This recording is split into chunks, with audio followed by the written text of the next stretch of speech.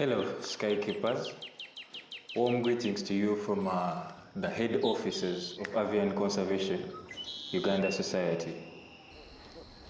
Speaking to you this evening is Eric Senkindu, the Chief Executive Officer of Avian Conservation Uganda, and honored to be the host of the maiden session of the Voices of the Skies podcast. Now you may ask yourself, what is the Voices of the Skies podcast all about? This is meant to be a conservation awareness engagement session to provide a platform to conservationists, practitioners, seasoned professionals, and passionate environmentalists at all levels to join us in our mission for avian life for generations. In what way?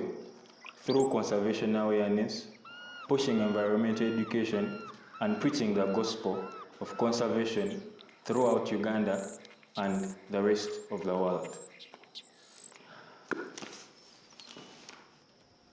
On this beautiful evening, I have the honor to host the first guest for this maiden session of the Voices of the Skies podcast, the founder and vision bearer of this beautiful concept right here in the background, Avian Conservation Uganda Society. He goes by the names of Mr. Godfrey Tumwesije, a seasoned birder, a bird guide assessor, a very passionate conservationist, and an advocate for environmental protection. Mr. Godfrey, you're most welcome. Thank you, Eric. It's a pleasure. Well, Godfrey, why Avian Conservation Uganda? Well, it's a beautiful evening, ladies and gentlemen, and our listeners tonight.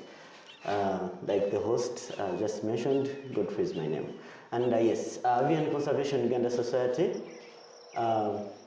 we are very focused on conserving birds. And yes, one of its kind. And why ACUS? Our birds in Uganda are very less studied, and the scientific knowledge, research, and of course the indigenous knowledge, documentation, and the like.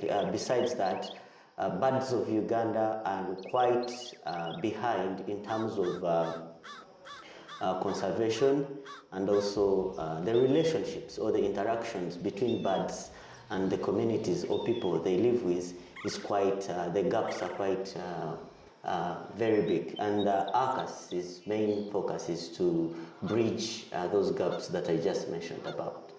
Thank you. Thank you, Godfrey. A quote from one of my favorite conservationists, James Audubon, is that the bird is the most free creature or wildlife component of this planet. It is the one that sings, it is the one that flies, and is the one that has freedom. So, one could ask, Mr. Godfrey, of all things, why did you choose to have the vision to pursue bird conservation in Uganda? Why not primate conservation? Why not conservation of any other sort of animal or wildlife? Why did you choose birds? Thank you, Eric. And like you introduced me, I'm a bird lover, and I'm a bird guide as well as a bird guides assessor. So birds come way back in my childhood, and yes, I love birds. From where I come from Uganda's bird haven in Bwindi and Penetero National Park, where where we know that we can watch about 22 Albertine endemic bird species. Besides that, so my love for birds comes from a background of where I come from. So birds are very, very special, and where I come from, of course, we have the very, very many beautiful birds that we used to see when we were still young. Birds like the Narina Tragon, birds like the Battle Tragon, very beautiful birds, and of course the great bull turako, one of my favorite and colorful birds. So my love for birds is the beginning, or is the beginning of ACUS, yes. No, that's perfect.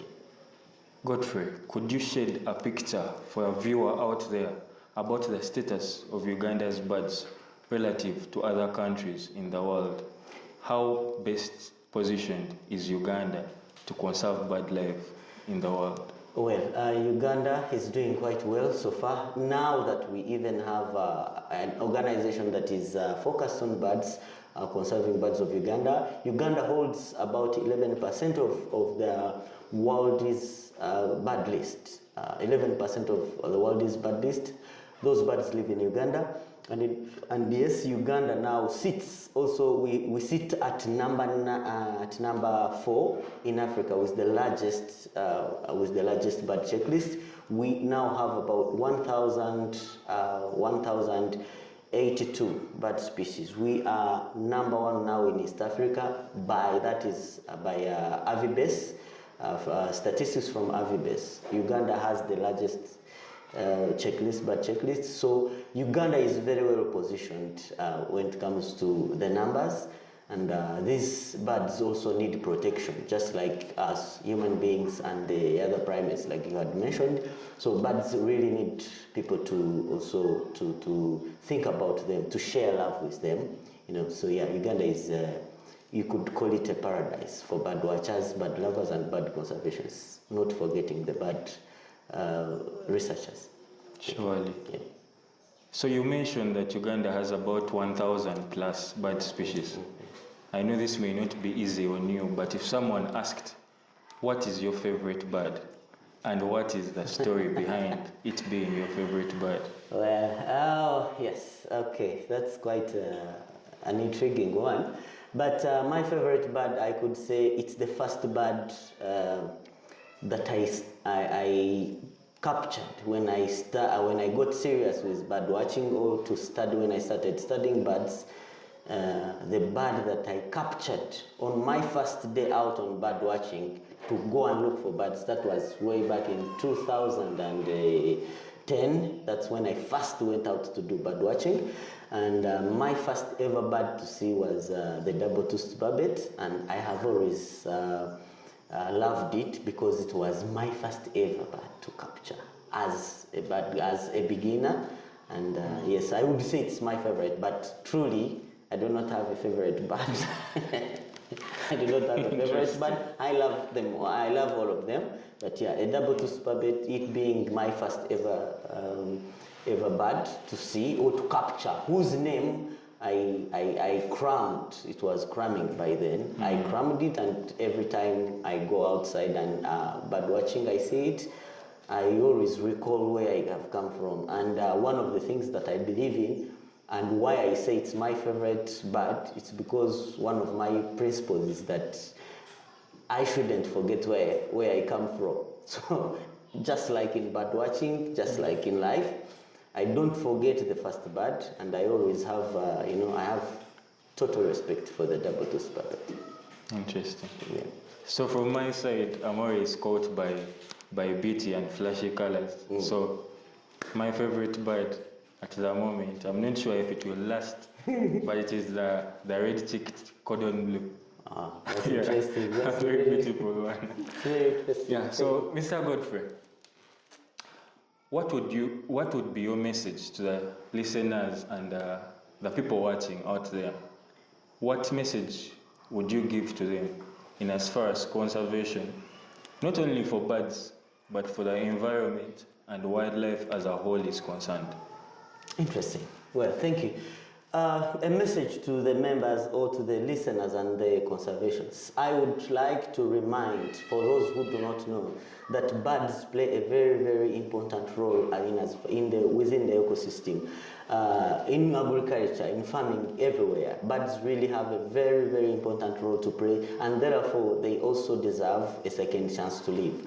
So I would want to request each and everyone to participate in the bird conservation initiatives, projects, planting trees, restoring bird habitats, going out to study and learn more about birds, and learn more, of course, about the importances. We have references like the importance of, for example, the African slash. If you have heard about it, the African slash almost plays a very big role, equivalent to 71% in as far as coffee, if you know coffee flowers, or for coffee to do flower, there must be African slashes around within the community or where the coffee garden is. So they are very important equally. I call upon each and everyone, the members and the listeners, the viewers, to participate in the conservation projects wherever they are. Let it be restoring, habitats, cleaning the environment, or planting more trees and creating a very good environment for birds to live. Thank you. That is very, very interesting. Yeah. Well, what would be your take about a collaborative approach towards bird conservation? Because you mentioned activities like habitat restoration, conservation, protection of nesting sites and things like that. What do you think about a collaborative approach to all this? Do you think that this should be one man's responsibility, that it should be ACUS to do this bird conservation drive? Or do you think that you need as many people as you can get on board for you to achieve greater impact?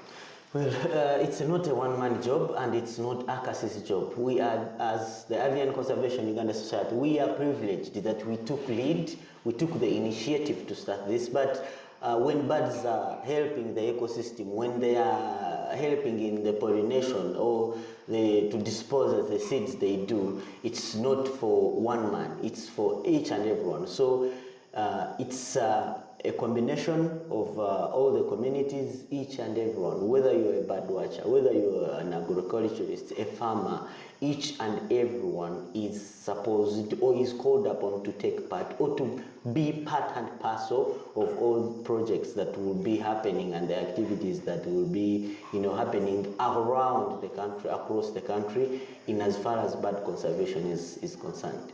Yes. Thank you. I also understand that conservation is a very expensive enterprise. What would be the incentive for a person out there to do conservation? What are some of the careers that can give someone a livelihood from bird conservation? Can someone be able to survive entirely on bird conservation? How can they benefit from conserving the birds? Well, like I mentioned, the importances of birds within the ecosystem are quite many, and therefore people or everyone can benefit from bird conservation.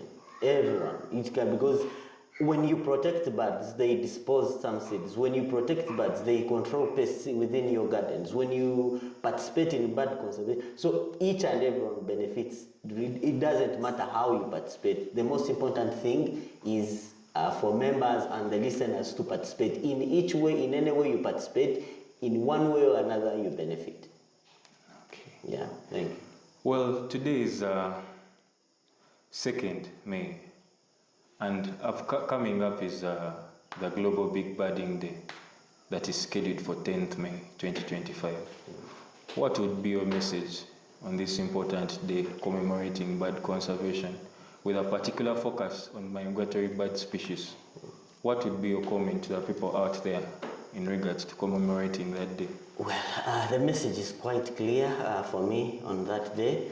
The migratory birds really face a very big challenge in the environment and in the air where they pass. One of the challenges is the air pollution. And for example, in Uganda, there is a lot of plastic burning, and my message would to the people on that particular day is to try and control or reduce air pollution activities.